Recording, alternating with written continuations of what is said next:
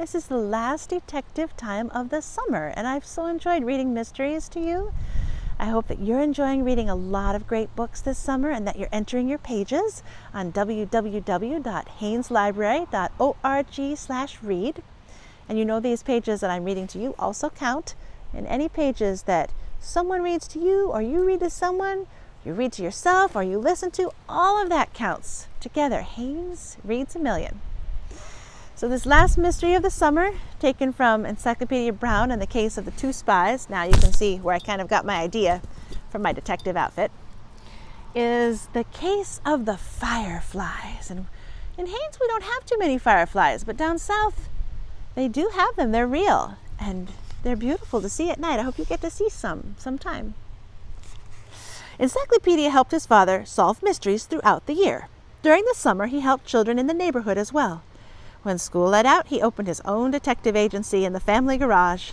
Every morning he hung out his sign, Brown Detective Agency, 13 Rover Avenue, Leroy Brown, President.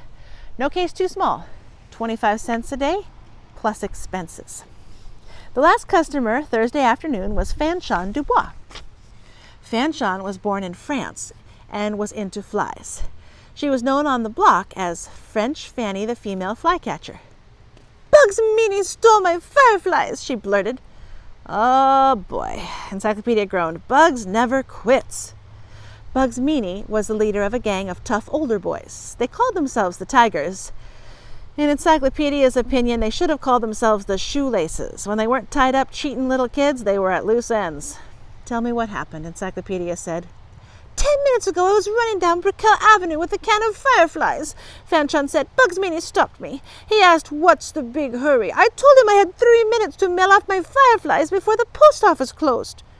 "Why were you mailing them?" Encyclopedia asked. "A company in Texas has some 700 kids in 20 states catching fireflies," Fanchon said. "The company gives us nets and a special storage can that kills and dries the fireflies. We get a penny for each one." "So Bugs just up and grabbed the can from you?"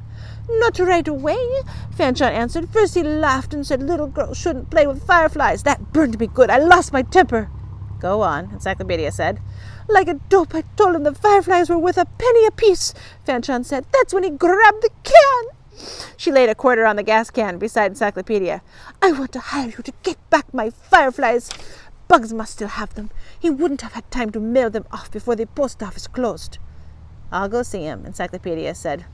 "But you'll have to come along with me." "Not me," Fanchon protested. "I don't want to get rid of my health."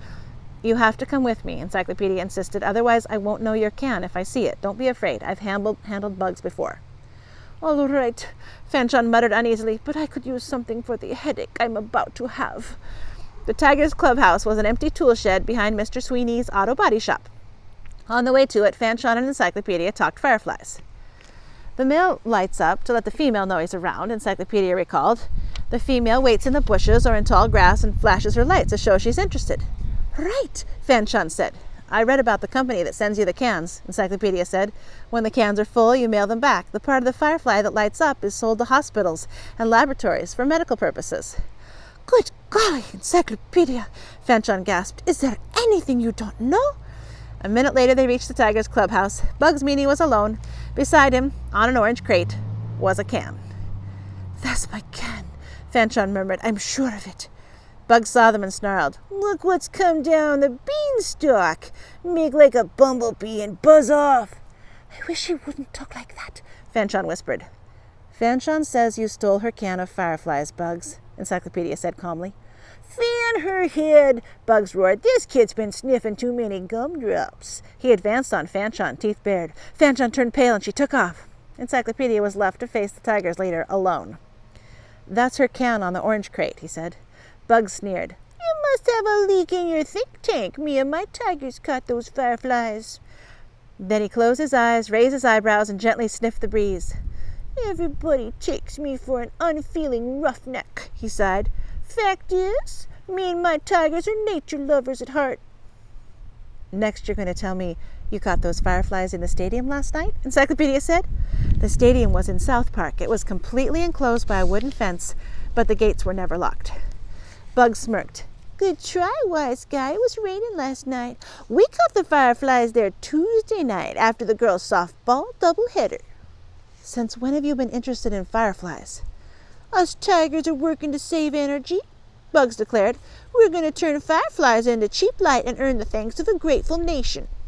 The fireflies in the can couldn't light up a buttonhole, Encyclopedia pointed out. They're dead.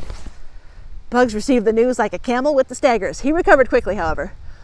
Oh, those fireflies aren't for light, he said. They're for research. We're studying them. We have to move careful, step by step, like true scientists. Thomas Edison didn't invent the light bulb in a day, you know. Give it up, Bugs, Encyclopedia said. The fireflies belong to Fanchon. You didn't catch them. What was Bugs' mistake? There's a picture here of Fanchon pointing right to that can, and Bugs looking like he doesn't know what she's talking about. Encyclopedia is right there witnessing the whole thing. We might have to turn to the solution and see. The solution to the case of the fireflies. Encyclopedia talked Bugs into claiming he and his tigers had caught the fireflies in the stadium. But all the tigers working from nightfall to dawn in the stadium could not have filled the can with fireflies. Not in a week, not in a month. As Encyclopedia and Fanchon knew, the female firefly waits in bushes and tall grass for a mate to fly by. In a stadium, the female has no place to wait. There are no bushes, and the grass is cut short. On a clear night, only a few lost fireflies might be seen in the stadium, and probably none on a rainy night.